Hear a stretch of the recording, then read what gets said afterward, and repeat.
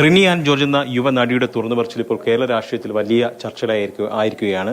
താങ്കളുടെ ആ ഒരു തുറന്നു പറച്ചിൽ പേര് പറഞ്ഞില്ലെങ്കിൽ പോലും കേരള രാഷ്ട്രീയത്തിൽ വലിയ ചർച്ചകളായിട്ടുണ്ട്. ഒരു നേതാവിനെ ചുറ്റിപ്പറ്റിയാണ് ചർച്ച മൊത്തം നടക്കുന്നത്. ഒരു നേതാവിനെ മാത്രം ചുറ്റിപ്പറ്റി ചർച്ച നടക്കുമ്പോൾ അയാൾ അല്ലെങ്കിൽ അത് വലിയൊരു പ്രശ്നമാണ്. ഇല്ല, ഞാനത് പറഞ്ഞല്ലോ, ഞാനത് എൻ്റെ അനുഭവമാണ് വെളിപ്പെടുത്തിയത്. അപ്പോൾ ഏത് രീതിയിലാണെന്നുള്ളത് ഞാൻ വ്യക്തമായിട്ട് പറഞ്ഞിട്ടുണ്ട്. എങ്ങനെയുള്ള ആറ്റിറ്റ്യൂഡാണെന്ന് പറഞ്ഞിട്ടുണ്ട്. ഹൂ കെയേഴ്സ്, അതാണ് ആറ്റിറ്റ്യൂഡ് എന്നുള്ളത് കൃത്യമായിട്ട് ഞാൻ പറഞ്ഞിട്ടുണ്ട്. അതിലൂടെ ആൾക്കാർ തിരിച്ചറിയണമെന്നുള്ളതാണോ? അല്ല, അങ്ങനെയല്ല. ഞാൻ പറയുന്നതാണ് എൻ്റെ ഇതാണ് ഞാൻ പറഞ്ഞത്. ഹൂ കെയേഴ്സ് എന്നുള്ള ആറ്റിറ്റ്യൂഡാണ് പൊതുവെ സ്ത്രീകളുടെ വിഷയങ്ങളിൽ എടുക്കുന്നത് എന്നുള്ളതാണ്. കാരണം താങ്കൾ ഒരാൾക്കെതിരെ ഒരു തുറന്നു പറച്ചിൽ നടത്തുമ്പോൾ മറ്റൊരാൾ സംശയത്തിന് നിഴലിലാകാൻ പാടില്ല. അതുകൊണ്ടാണ് ചോദിക്കുന്നത്. അങ്ങനെ ആരും സംശയത്തിന്റെ നിഴലിലൊന്നും ഇല്ലല്ലോ. ഞാൻ എനിക്കുണ്ടായൊരു ദുരനുഭവം പറഞ്ഞു. ഇങ്ങനെ ഒരു യുവ നേതാവിൽ നിന്ന് മോശം ഇതുണ്ടായിട്ടുണ്ടെന്ന് പറഞ്ഞു. അത്രയാണല്ലോ.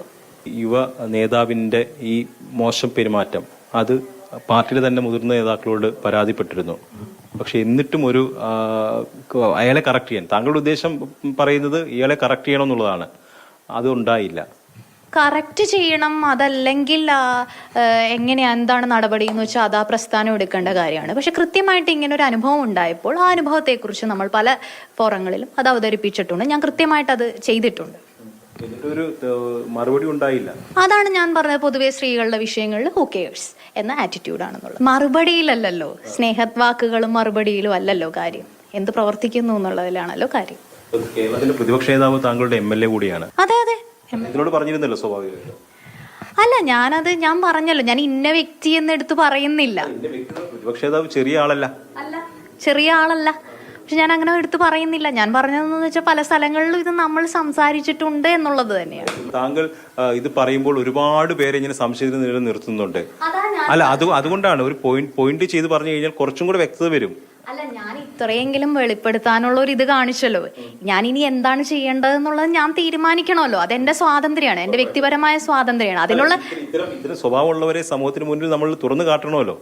അതിന് മറ്റുള്ള സ്ത്രീകളും തയ്യാറാണല്ലോ. ഞാൻ മാത്രം തയ്യാറായാൽ മതിയോ എന്നുള്ളതാണ് എന്റെ കാര്യം. ഞാൻ വിചാരിക്കുന്നില്ല. ഐ ഡോണ്ട് കെയർ എന്നുള്ള ആറ്റിറ്റ്യൂഡ് തന്നെയാണ് എനിക്ക്.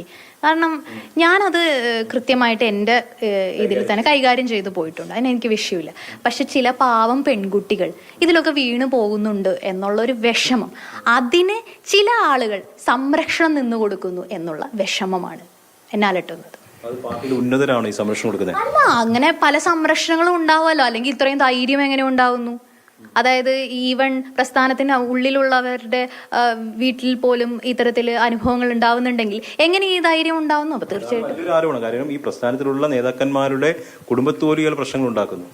അതെ, നേരിട്ടറിയാമോ? അല്ല, അങ്ങനെ ഞാൻ ചില വ്യക്തികളിൽ നിന്ന് അല്ലെങ്കിൽ എൻ്റെ സുഹൃത്തുക്കളിൽ നിന്നും അത് മനസ്സിലാക്കിയിട്ടുണ്ട്. അങ്ങനെയുള്ള ചില പ്രശ്നങ്ങൾ ഉണ്ടായിട്ടുണ്ട് എന്നുള്ളത്. അതോടൊപ്പം തന്നെ താങ്കൾ ഉന്നയിച്ച മറ്റൊരു ആരോപണം, ഈ വിഷയം പറഞ്ഞപ്പോൾ ഒരു നേതാവ് അതൊക്കെ അവന്റെ കഴിവല്ലേ എന്ന് ചോദിച്ചു.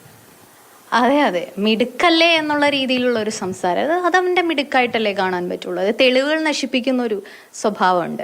ഈ യുവ നേതാവിനെതിരെ വരും ദിവസങ്ങൾ കൂടുതൽ വെളിപ്പെടുത്തൽ ഉണ്ടാകുമെന്നുള്ളത് തന്നെയാണ് പറയുന്നത്. അല്ലെങ്കിൽ അത്തരം വെളിപ്പെടുത്താൻ തയ്യാറായി നിൽക്കുന്നവർക്കുള്ള ഒരു പിന്തുണയാണ് താൻ ഈ തുറന്നു പറച്ചിലൂടെ നടത്തുന്നതെന്നാണ് റിനി പറഞ്ഞിരിക്കുന്നത്.